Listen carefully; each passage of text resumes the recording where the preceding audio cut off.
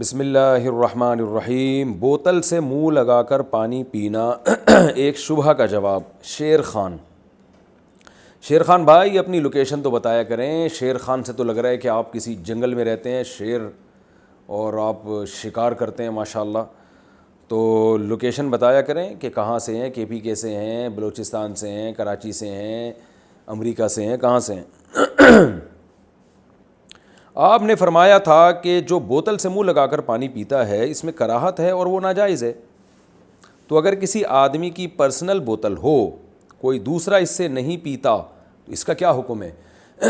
دیکھیں شیر خان بھائی، پہلے تو میں نے یہ نہیں کہا تھا کہ بوتل سے منہ لگا کر ڈائریکٹ پانی پینا ناجائز ہے، مکروہ ہے، ناپسندیدہ ہے، حدیث میں ممانعت ہے۔ تو حدیث میں جو منع کیا گیا ہے وہ کراہت کے درجے میں، کیونکہ ان چیزوں کا تعلق آداب سے ہوتا ہے، رہن سہن کے، تو یہ حلال و حرام سے تعلق نہیں ہوتا ان چیزوں کا۔ تو وہ منع کیوں کیا نبی صلی اللہ علیہ وسلم نے، یعنی ناپسند کیوں کیا؟ اس کی وجہ یہی ہے کہ ظاہر ہے ایک ہی بوتل سے دوسرا آدمی کو کراہت آ سکتی ہے، آپ کا تھوک اس میں جا سکتا ہے وغیرہ وغیرہ۔ تو اگر آپ کی اپنی پرسنل بوتل ہے تو پھر میرا خیال ہے اس میں کوئی کراہت نہیں ہونی چاہیے، کوئی دوسرا اسے استعمال نہیں کر رہا ہے تو ٹھیک ہے، جائز ہے، جائز وہ بھی ہے، لیکن یہ اس میں کراہت اور کم ہو جائے گی۔ اچھا بھائی، فلسطین کے مظلوم بھائیوں کی مدد کیسے کریں؟ ہمارے جو مسلمان بھائی کشمیر، برما، شام یا فلسطین میں پھنسے ہوئے ہیں اور لوگ ان پر ظلم کر رہے ہیں، ہم ان کی کس طرح سے مدد کریں جب کہ ہم عوام ہیں اور مخالفین کے ساتھ جنگ نہیں کر سکتے؟ ابرار الحسن بھائی، یہی ہے کہ پھر ایسی مجبوری میں آپ کیا کریں گے کہ جو کوئی ٹرسٹ وغیرہ دیکھیں، کوئی این جی او دیکھیں جو قابل اعتماد ہو اور خیر خواہ ہو، مظلوموں کی واقعی خیر خواہ ہو، کیونکہ ان میں بھی ہر طرح کے لوگ ہوتے ہیں، تو کوئی واقعی خیر خواہ ہو تو ان کے ذریعے ان مظلوموں کی مدد کی کوشش کی جائے اور ان کے لیے دعا بھی کی جائے، اور یہ دعا کرنی چاہیے اللہ تعالیٰ ان مظلوموں کی مدد فرما اور ظالموں کو اللہ ہدایت دے، اور جو ہدایت کے قابل ظالم نہیں ہے اللہ تعالیٰ ان کو تباہ و برباد کرے۔ میرے علم میں تو فی الحال یہی ہے، ایک ذریعہ ہے کہ اگر کسی قابل اعتماد ٹرسٹ پہ ٹرسٹ کیا جائے اور اس کے ذریعے سے، باقی ہر آدمی اپنے طور پہ بھی تحقیق کر سکتا ہے کہ کس طریقے سے مظلوموں کی مدد کی جا سکتی ہے۔ بے احتیاطی سے وائرس کا شکار ہونا گناہ ہے؟ اور راشد صاحب کراچی سے پوچھتے ہیں، اگر ہم کرونا سے احتیاط نہیں کرتے، جیسا کہ ہاتھ ملاتے ہیں اور ماسک بھی نہیں پہنتے اور اس وائرس کا شکار ہو کر مر جائیں تو کیا یہ خودکشی کے زمرے میں آئے گا؟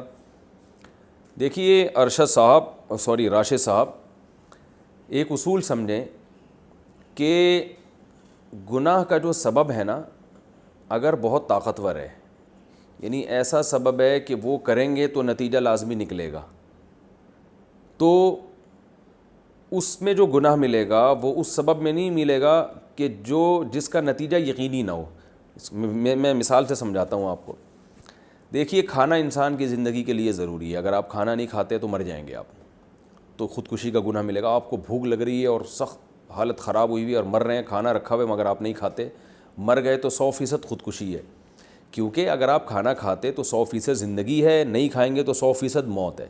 پیاس کے وقت پانی پینا، لیکن آپ نہیں پی رہے اور اتنا ڈیلے کیا کہ آپ مرنے لگے اور آپ نے پھر بھی پانی نہیں پیا، تو آپ کو خودکشی کا گناہ ہوگا، اس لیے کہ یہاں پانی نہ پینا یہ موت کا یقینی سبب ہے۔ یہ ایسا نہیں ہے کہ ہو سکتا ہے مریں، ہو سکتا ہے نہ مریں، بھائی مریں گے لازمی۔ آپ نے بجلی کے کھمبے میں تار اور ننگی تار کو جا کے پکڑ لیا، لازمی مریں گے تو خودکشی کا گناہ ملے گا، اور اس پر وہ شدید وعیدیں ہیں کہ نبی صلی اللہ علیہ وسلم نے خود سے نماز جنازہ نہیں پڑھائی اس کی، اور جو کبیرہ گناہ اور حدیث میں آتا ہے جو جس طرح سے خودکشی کرے گا تو برزخ میں اسی طرح سے اپنے آپ کو قیامت تک مارتا رہے گا وہ۔ تو یہ وہ خودکشی ہے جس میں موت یقینی ہو 100%۔ کچھ گناہ ایسے ہوتے ہیں کہ جن پر نتیجہ فوری نہیں نکلتا۔ مثال کے طور پر آپ نے کیا کیا کہ جی آپ کے گھر میں ایک بیل ہے یا بھینسا ہے جو پاگل ہو گیا ہے، آپ نے اس کی رسی باندھی مگر رسی کمزور ہے، اس بات کا امکان ہے کہ یہ رسی توڑ نہ دے، اور وہی ہوا، رسی توڑی اور اس نے بندے کو جا کے مار دیا۔ تو اب یہ نہیں ہے کہ آپ کو پھانسی پہ لٹکا دیا جائے گا، بلکہ آپ کو چترول لگائے۔ آپ سے میری مراد بھائی آپ نہیں ہیں، یعنی آپ سے میری مراد یہ کہ جو بھی کوئی یہ کام کرے گا وہ، ورنہ راشد بھائی بولیں گے یار مفتی صاحب ہمیں کیوں چترول لگا رہے ہیں۔ تو اگر کوئی شخص یہ کام کرتا ہے تو اب یہ تھوڑی کہ اس کو گورنمنٹ جو ہے وہ پھانسی کے پھندے پہ لٹکا دے گی کہ اس کے بیل نے بندے کو مارا ہے. تو مارا تو بیل نے, اس نے تھوڑی مارا ہے. ہاں اس نے بے احتیاطی کی کہ رسی مضبوط کیوں نہیں ڈالی اس نے. تو اب یہاں قتل کا گناہ ہوگا, مگر وہ والا گناہ نہیں جو بندوق سے کسی کو مارنے کا گناہ ہوتا ہے. لہٰذا یہاں پر دنیا میں بھی پھانسی کے پھندے پہ نہیں لٹکایا جائے گا آپ کو, بلکہ جیل میں ڈال دیا جائے گا کہ یہ آدمی محتاط نہیں ہے. تو جیسے جیسے سبب کمزور ہوتا ہے ویسے ویسے گناہ کی شدت بھی کم اور سزا بھی کم ہوتی چلی جاتی ہے.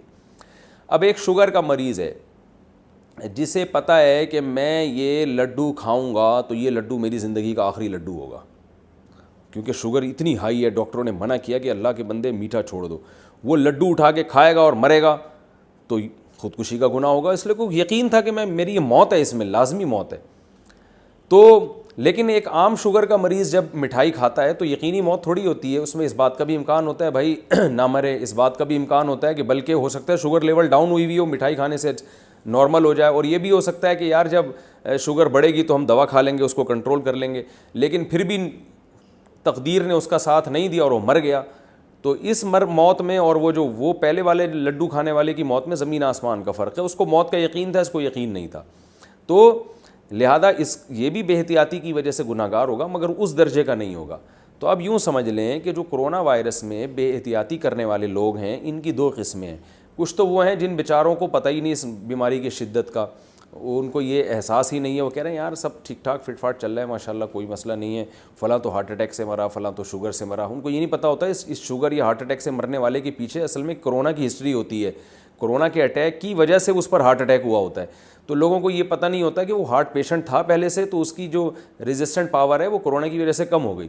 تو اب یہ چیزیں بہت سے لوگوں کے سامنے واضح نہیں ہیں, تو وہ اس لیے احتیاط نہیں کر رہے ہیں. تو وہ جس بیچارے کو جتنا علم ہوتا ہے وہ اسی حساب سے چلتا ہے. جیسے بعض بڑے علماء ہیں وہ احتیاط نہیں کی انہوں نے, اور بعض کا انتقال بھی ہو گیا. تو ایسے صحابہ بھی ہمیں ملتے ہیں تعاون میں جنہوں نے احتیاط نہیں کی اور ان کا انتقال ہو گیا.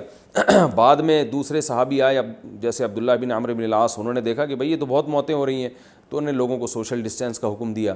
تو صحابہ میں بھی ہمیں ملتا ہے کہ جس کی جتنی سمجھ تھی اس نے اس حساب سے, اور اس وقت میڈیکل سائنس نے اتنی ترقی بھی نہیں کی تھی. تو اللہ تعالیٰ نا ہر ایک سے اس کی مینٹل اپروچ کے حساب سے سوال کریں گے.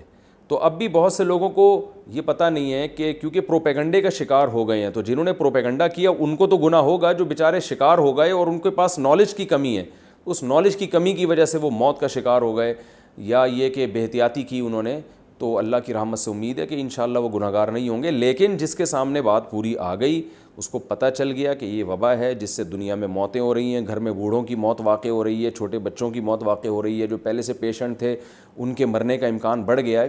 اس کے باوجود وہ اگر احتیاط نہیں کرتا, یہ سب باتیں جانتے بوجھتے ہوئے بھی پھر بھی اگر وہ احتیاط نہیں کرتا, اور یہ بھی اس کو پتہ ہے کہ مجھے کچھ نہ ہوا تو میرے گھر کے بوڑھوں کو ہو سکتا ہے, میں کیریئر بن سکتا ہوں اس وائرس کے لیے, تو یہ سب باتیں اس کو علی وجہ البصیرہ پتہ چل گئیں, پھر بھی وہ احتیاط نہیں کرے گا, تو میں یہ تو نہیں کہہ رہا کہ خودکشی کا گناہ ہوگا, اس لیے کہ اس میں موت یقینی بہرحال پھر بھی نہیں ہے, لیکن گناہ گار ضرور ہوگا.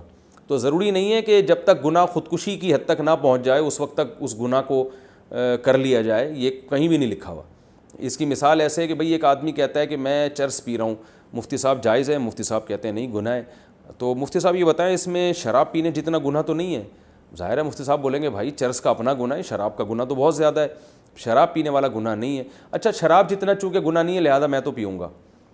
تو اب بیوقوفی کی بات ہے, بھائی شراب والا نہیں ہے تو چرس والا تو ہے نا, تو وہ ٹھیک ہے اس سے کم درجے کا گناہ ہے چرس میں, لیکن ہے تو گناہ نا. چترول تو اس پہ بھی لگیں گے قیامت کے دن, تو قیامت کے کم چترول بھی کوئی کم تھوڑی ہوتے ہیں, قیامت کی تھوڑی سی آگ بھی کوئی کم تھوڑی ہوتی ہے. تو یہی حال جو ہے نا یہ اس کا بھی ہو سکتا ہے کہ میں نہیں کہتا کہ خودکشی جیسا گناہ ہوگا جو خالص خودکشی ہوتی ہے, لیکن ایک حد تک خودکشی کے مشابہت بہرحال ہے اس میں, اور اس لیے احتیاط واجب ہے. احتیاط اگر نہیں کریں گے ان سب باتوں کو جاننے کے بعد بھی علی وجہ البصیرہ ان سب باتوں پر آپ کو شرح صدر ہو گیا, اس کے باوجود بھی احتیاط نہیں کریں گے تو بے احتیاطی کا گناہ بہرحال ہوگا.